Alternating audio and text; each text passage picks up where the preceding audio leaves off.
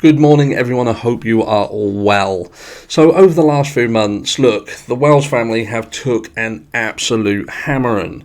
And even in a video that I did yesterday, look, I turned around and said, look, when something happens to a child, ultimately the parents are held or should be held accountable for that. And I do still say that. I do still say that ultimately, when things happen to a child, it can be prevented. And I think that's almost in 100% of the times it can be prevented. It might mean that you have to accept the responsibility that your child presents you, and you have to do every single thing in your power, which can be a challenge, but it can. There were some people who commented and they'd said about things that their children had done, and I think it even took them a while to accept that it could have been prevented by them.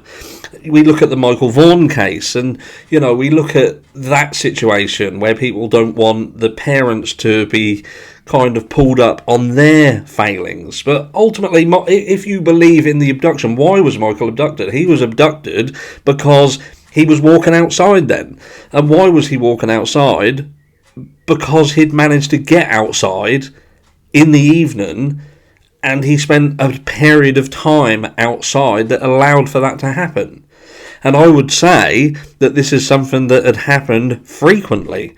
Because ultimately, if you are going to go down the route that Michael was taken by someone who was familiar with this kind of thing, and it wasn't just their first time on the off chance, which, if that was the case, I would at least have expected Michael to have been found by now. Found by now. And look, he's not been. So this would tell me that this is perhaps someone who was more skilled in it. Now, whether that was someone who was picking up children for trafficking purposes or whatever, that's, again, speculation. But that would lead me to believe that this area had been scoped out. They had been looking to see what opportunities arose, and Michael presented said opportunity. So this is not just one failing. This would have had to have been multiple failings. Or again, what we're trying to say is this was a one-off situation. Michael was out on his own. He'd never been out on his own before.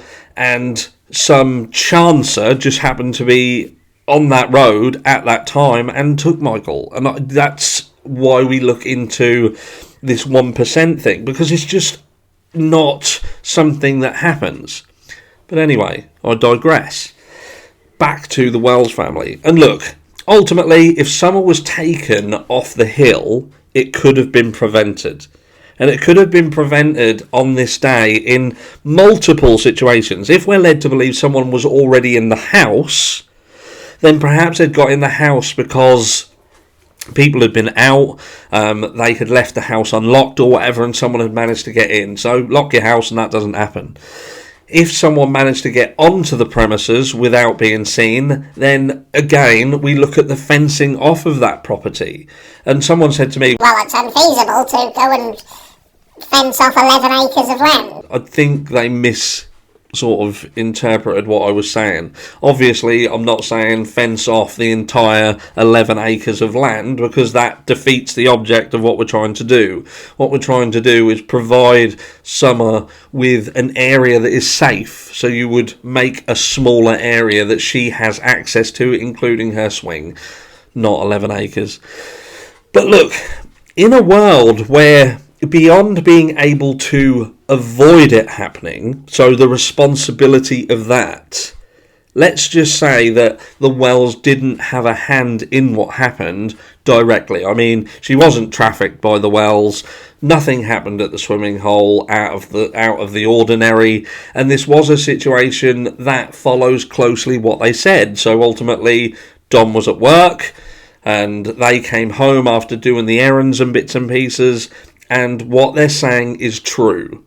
So what does them being innocent of wrongdoing look like? And if they are indeed innocent in that sense, then who isn't? Because ultimately that then means that someone else needs to be looked at. And we then go down the route again, don't we? We look down the route of, so would a stranger have just happened to come across the Ben Hill Road area and happen to come up onto that property? Because again, we're saying that someone wouldn't wander off, which I'm going to do a video later on these little details. But for now, we're saying that someone wouldn't wander off, and someone, because of the short time frame, someone must have come onto the property and gone away from the property with Summer. And what does that look like? So, would a stranger have done it? In your heart of hearts, and what you know about this area, and what the locals tell you about this area, and the notoriety of Ben Hill Road in particular, and these hollers, would someone, stranger-wise, have done that? And if so, why would they have done that? Why would they have selected Summer and this scenario to do it? Because again, what you're then doing, you're thinking, well, is someone, this stranger, someone who had been watching this area for some time and saw the multiple situations that would allow them to get up and do what they did? But then I think, why would a stranger keep doing that? Why would a stranger keep coming into this specific area when there are multiple other less risky areas to do that? Chris McDonough had done an interview with someone who had been convicted of said crimes, and he went into quite detail of how the selection process goes and how much work they put into finding a child, finding a place where they can take a child without the risk to them. It's that risk versus reward. And I wonder whether someone seasoned in this, from not in this area, would have seen this as a too high a risk. But look, someone took Summer off the hill. That's what we're going with for this video. So again, how does that look? I think then you have to look at who is indeed around that area. Is there people around that area who could have lifted Summer from that area? And then you go into more detail with that. Now, if this person was a complete stranger to Summer and they come up, now, would Summer have indeed screamed? Could that have been the scream that Jodie Sue heard of Summer being grabbed by someone, but then nobody else heard it closer to the property? If Jodie Sue heard it from where she was, why wouldn't the boys have heard it from where they were? I do have to kind of question that. I'm not saying 100% that the scream didn't happen. I'm querying it, certainly. And I'm also thinking to myself, if TBI wanted to think that the parents were innocent, why wouldn't they have taken that more seriously? Because surely if you're going down the route of believing that someone came up onto the property and took Summer, then that scream is... I'll whack that again. That scream is actually really important, because it then shows you that Summer could have been taken off the hill by someone who was unfamiliar to her. Now, if you remove that scream away, then you could almost say that Summer was then taken off the hill or lured off the hill by someone who was familiar to her. And perhaps that's why there wasn't any alarm bells rang. So then you're thinking, well, who would have been able to get up onto the hill and take Summer away from that property who was familiar to her? Now then, we're looking at only a select few people, I'm sure.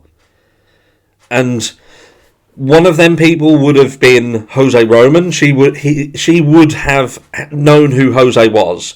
There is speculation as to whether he was in the area at the time. And I'm not here to speak ill of the recently passed on. But what I'm trying to get my head round is, if the parents are innocent, then someone else isn't. Someone else did it, and they must have then did it in kind of the manner with which the Wells are talking about. They are telling us that it happened.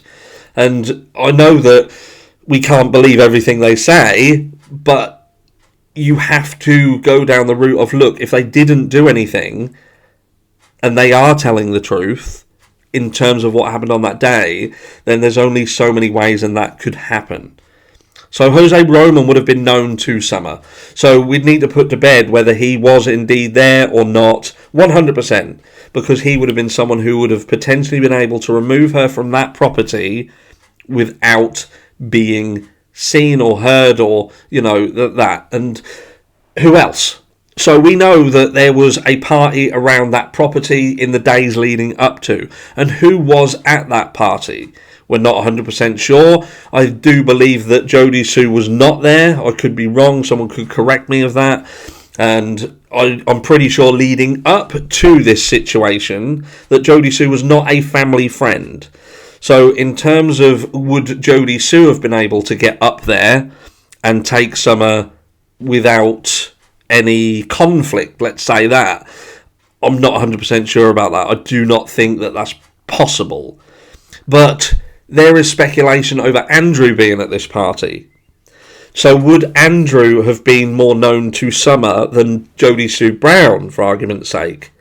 And would that then show you that perhaps Jodie Sue Brown knows that? And with what she has said previously about Andrew, is Jodie Sue Brown worried that Andrew could have indeed been involved in this? Let's not forget the recording I played in a video yesterday or the day before about the flavours, and Jodie Sue Brown had again painted a very dangerous picture of Andrew.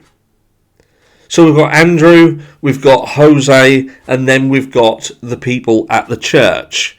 We've got David Dotson and we've got Robin Lane. Robin Lane, we know, was very close to Summer. Almost, I've said in the past, like a surrogate mum. And this isn't about bashing Robin before everybody gets bent up out of shape. This is about understanding, in a scenario where someone came up onto that property and removed Summer from that property, who would have been able to do that? Who really would have been able to go through the motions and remove her from there? The risk, that risk versus reward again. Who would have been feeling that they could approach Summer, get up onto that property, and there be a minimal risk to them? Even if they got caught, would they have had an explanation for being there?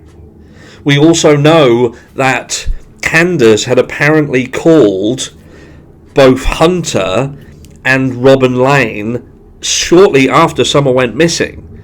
Now, was that an instinctive thing to do because Candus thought about the same situation? Who would have been able to get up onto my property that Summer would have trusted and gone with? Hunter, he's another one in there. And look, Hunter's possibly a bit too young to have pulled all this off and hide Summer in the way. Could he have been involved in it? I'm not saying he couldn't have been involved in it. And again, you have to admit that if Hunter rolled up on there and Summer was outside and playing on a swing, she would have likely have trusted to go with Hunter. But again, we are looking at who would have been trusted by her.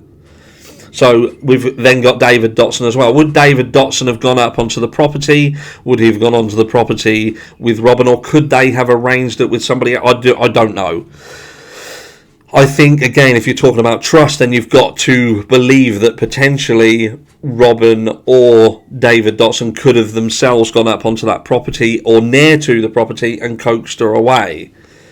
For what purpose? There has been speculation in the past, and again it's completely speculation, of the church being involved in single parents and single mums and people who they're looking to provide sanctuary for and help for. And again, complete speculation that they have been involved in adoptive situations. And again, I'd just say you have to discuss it in this scenario, because if the parents are again innocent of this wrongdoing, someone else isn't. And again, that does mean that there are certain people who then fall into the category of persons of interest. That's just the way it works. If you remove somebody and say they didn't do it, then you've got to look at other people. And beyond a stranger, which is still the absolute lowest probability that a complete stranger just happened to rock up to this house that we've numerous times explained that it doesn't look like the approachable house. This is a Hills Have Eyes style house, the macabre. You'd almost think if I go on here I'm going to end up in a fridge in pieces. And look, that's just the way it is. Would someone have wanted to take that risk? I truly don't know. But if you take the stranger out of it, then you are looking at people familiar to Summer, familiar with the area, and they know that there is opportunity. And when there's opportunity, there we go. I don't know where you guys are, but there is a version of this where the parents are indeed innocent. There is. We have to touch on it. We have to, even if we are convinced otherwise, we do have to accept that there is a chance that even though they weren't the most, how can I say, they weren't the most kind of parental people, you know. We saw the mattress, we saw the state of the house, we saw where their priorities lied, but they could have just been crap parents. They could have just been awfully crap parents. You know, we look at the CPS situation as well. Now, would these parents have arranged all this the day before CPS were due to come? Would they have rarely done it then? Why wouldn't they have done it the week before? I can't get my head around, if they knew CPS were crawling all over them, they were about to turn up, that they would have done it. It looks, again, this is again speculative, because I don't think it's been 100% confirmed that CPS will come in the following day, but that is the word on the YouTube streets. So this is the bit that I can't get my head around. I can't get my head around with CPS crawling all over you, and they're due any day or even the following day. That's the time that you then decide to put all these wheels in motion. That window of things to go wrong, to sort out. I just think that if you're going to say that they're the kind of people who would plan something like this, to do something like this, I think they'd have given themselves a little bit longer than 24 hours to sort everything out and pull it all off. I could be wrong, but again, we're thinking about the innocence here and not so much the pointing and the guilt. But in the event of Candus and Don being innocent of what happened on the day, I'm not saying innocent of any wrongdoing in terms of their parental responsibilities and the fact they could have stopped it from happening, but I mean the actual Summer getting gone. Who are you with if it wasn't them? Let's take the focus off them for a second and think, if TBI would have come out early days and said, it's not the parents, they didn't do it, they've got alibis, it's definitely not them, Don's got 7 alibis, so it's definitely not him, who is your mark then? Let me know down below, and I'll see you all in the next one.